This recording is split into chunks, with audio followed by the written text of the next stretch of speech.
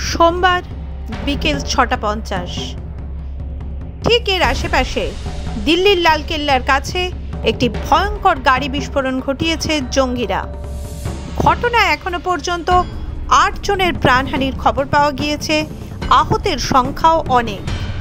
বিস্ফোরণের তীব্রতা এত বেশি ছিল যে পাশাপাশি 5টি গাড়ি, 4টি ই-রিকশা, 4টি বাইকে আগুন লেগে যায়।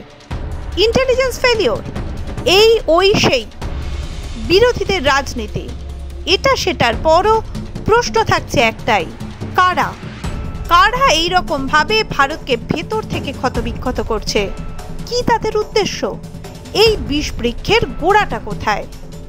বিস্ফোরণের বিষবৃক্ষের গোড়া খুঁজতে গিয়েই চমকে উঠতে হয়।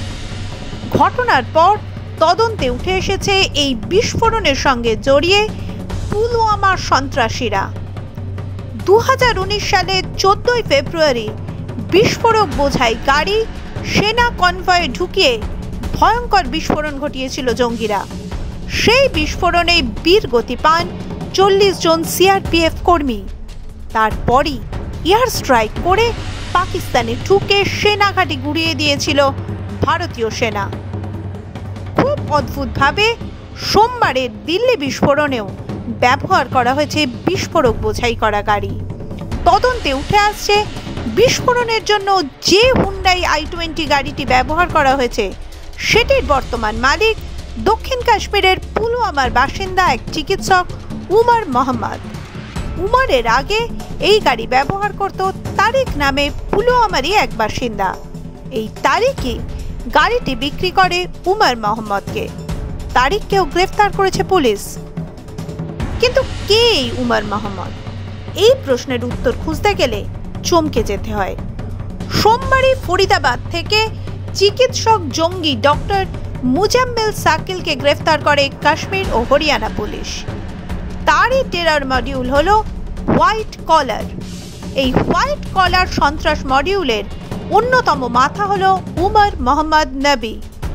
সাকিলের ফরিদাবাদে ওই মডিউলের ঘাঁটি সহ বেশ কয়েকটি জায়গা থেকে প্রায় 2900 কেজি সন্দেহজনক বিস্ফোরক উদ্ধার হয়। সূত্রের খবর, উমর মোহাম্মদ ছাড়াও এই মডিউলের অন্য 2 সদস্য ও উমর মোহাম্মদের সহযোগী হলেন ডাক্তার মুজাম্মেল সাকিল ও ডাক্তার আদিল রাঠার। সাকিল গ্রেফতার হওয়ার পর ধরা পড়ে যাওয়ার ভয়ে বিস্ফোরক ভর্তি গাড়ি বিস্ফোরণে উড়িয়ে দেয় চিকিৎসক আদিল রাঠার ও উমর মোহাম্মদ নবী। পুলিশের সূত্রে খবর, দিল্লি বিস্ফোরণে অ্যামোনিয়াম নাইট্রেটের মতো কিছু ব্যবহার করা হয়ে থাকতে পারে, যা সার তৈরিতে ব্যবহৃত হলেও বোমা তৈরিতে ব্যবহার করা হয়। বিস্ফোরণের কয়েক ঘন্টা আগে জম্মু কাশ্মীর ও হরিয়ানা পুলিশের যৌথ অভিযানে ফরিদাবাদের 2টি ভাড়া বাড়ি থেকে অস্ত্র, গোলা বারুদ ও হাজার হাজার কিলো বিস্ফোরক উদ্ধার হয়। 2টি বাড়ি ভাড়া নেওয়া হয়েছিল মুজাম্মেল সাকিলের নামে। বিস্ফোরণের ঘটনায় দিল্লি পুলিশ ইউএপি এর 16 ও 18 নম্বর ধারায় মামলা দায়ের করেছে। এছাড়াও বিস্ফোরক দ্রব্য আইন ও খুনের ধারাও যুক্ত হয়েছে। দিল্লি বিস্ফোরণের ঘটনার কিছুক্ষণ পরই ঘটনাস্থলে যান দেশের স্বরাষ্ট্রমন্ত্রী অমিত শাহ। সন্ত্রাসী জঙ্গিদের কড়া জবাব দিতে প্রস্তুত ভারত। এই ভারত নতুন ভারত।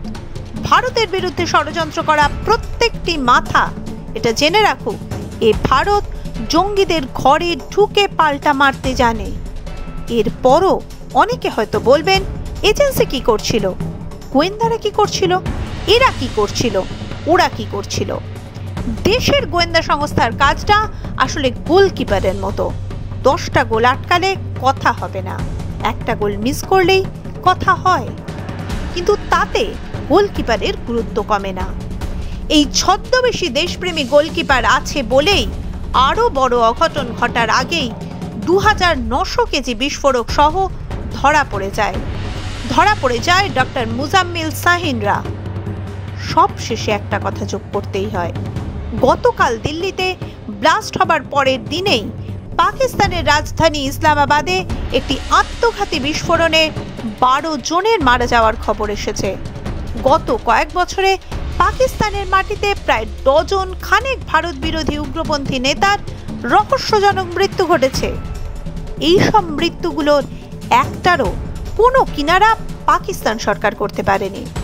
এই রকম ভাবে হয়তো এই আত্মঘাতী বিস্ফোরণেরও কোনো কিনারা পাকিস্তান সরকার করতে পারবে না। আমাদের কেবল ঘটনাক্রমের উপর নজর রাখতে হবে। ভারতের স্বরাষ্ট্রমন্ত্রীর ভাষায়, ক্রোনোলজি समझ लीजिए। माध्यम ब्यूरो रिपोर्ट।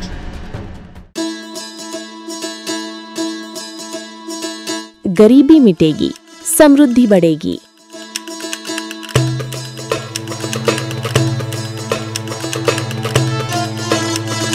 यही संकल्प है प्रधानमंत्री नरेंद्र मोदी जी और मुख्यमंत्री मोहन यादव का। गरीब कल्याण मिशन से मध्य प्रदेश ने उठाया है ऐतिहासिक कदम। संबल 2.0 के तहत 1.75 करोड़ श्रमिकों का पंजीयन और गिग वर्कर्स भी अब लाभान्वित।